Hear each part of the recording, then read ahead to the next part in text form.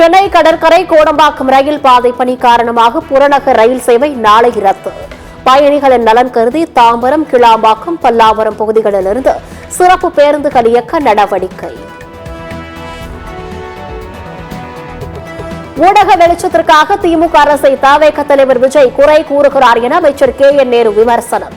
தமிழ்நாட்டில் நடப்பது பெண்களுக்கான ஆட்சி எனவும் பெருமிதம். திருத்தணி அருகே விபத்தில் உயிரிழந்தவர்களின் குடும்பத்தினருக்கு காசோலை வழங்க சென்ற அமைச்சர் நாசர் மற்றும் ஆட்சியர் முற்றுகை. போராட்டம் நடத்திய உறவினர்கள் கைது.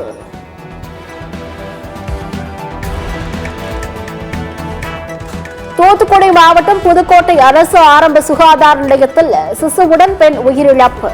மருத்துவர்கள் இல்லாததால் செவிலியர்கள் பிரசவம் பார்த்ததே காரணம் என உறவினர்கள் குற்றச்சாட்டு.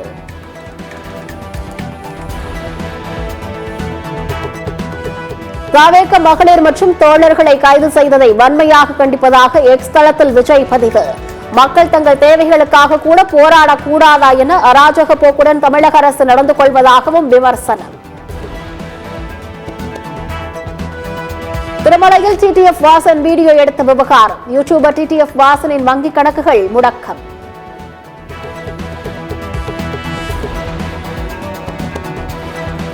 உலக மகளிர் தினத்தையொட்டி தமிழகம் முழுவதும் மகளிருக்கான மாரத்தான் போட்டி. வெற்றி பெற்றவர்களுக்கு பரிசுகள் மற்றும் சான்றிதழ்கள் வழங்கப்பட்டன.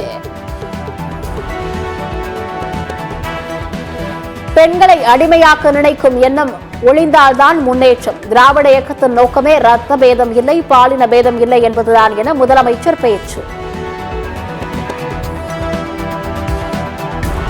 சென்னை ராயப்பேட்டையில் உள்ள அதிமுக தலைமை அலுவலகத்தில் மகளிர் தின கொண்டாட்டம். EPSக்கு சாக்லேட் மாலை அணிவித்த மகளிர் அணி. பெண்கள் நடனமாடி உற்சாகம்.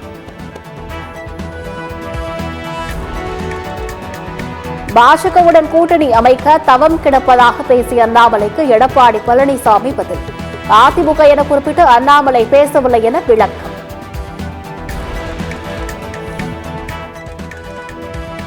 தமிழ்நாட்டில் பெண்களுக்கு பாதுகாப்பில்லை என பச்சை பொய் கூறுகிறார்கள். முதலமைச்சர் மீதான நற்பெயரை கெடுக்கவே எதிர்க்கட்சிகள் பொய் சொல்வதாக அமைச்சர் கீதா ஜீவன் சாடல்.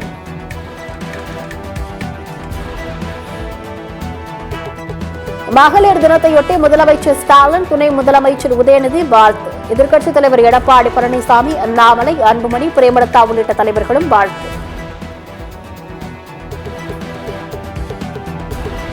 சென்னையிலிருந்து பெங்களூர் நோக்கி சென்ற அரசு சொகுசு பேருந்து புதியதாக கட்டப்பட்டு வரும் மேம்பால தடுப்பின் மீது மோதி விபத்து. 11 பேர் காயமடைந்து சிகிச்சை.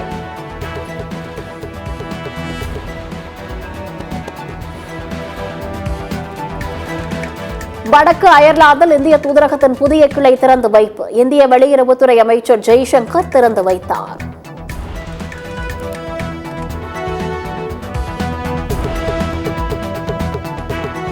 ரஷ்யாவிடமிருந்து பீரங்கி என்ஜின்களை வாங்கும் இந்தியா. 2156 கோடிக்கு D-72 எனப்படும் பீரங்கி என்ஜின்களை வாங்க ஒப்பந்தம் செய்துள்ளதாக தகவல்.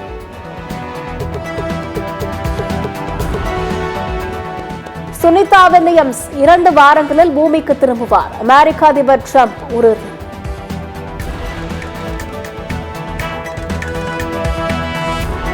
அமெரிக்க அமைச்சரவையில் எலான் மஸ்கிடம் அமெரிக்க வெளியுறவுத்துறை அமைச்சர் கடும் வாக்குவாதம். அரசு ஊழியர்களை பணி நீக்கம் செய்வது தொடர்பான விவாதத்தின் போது ஏற்பட்ட வாக்குவாதத்தால் பரபரப்பு.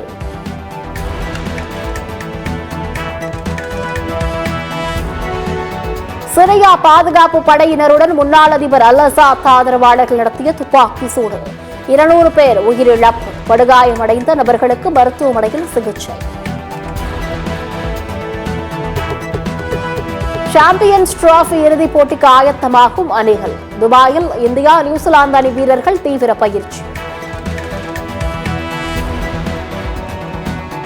இந்தியாவுக்கு எதிரான போட்டியில் சிறப்பாக பந்து வீசியதாக விராட் கோலி பாராட்டு. தனது வாழ்வின் மிக சிறந்த தருணம் என பாகிஸ்தான் வீரர் அபரார் அகமது நெகிழ்ச்சி.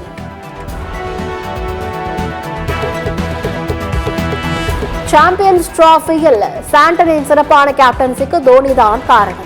இந்திய கிரிக்கெட் அணியின் முன்னாள் வீரர் வாசிம் ஜாஃபர் கருத்து.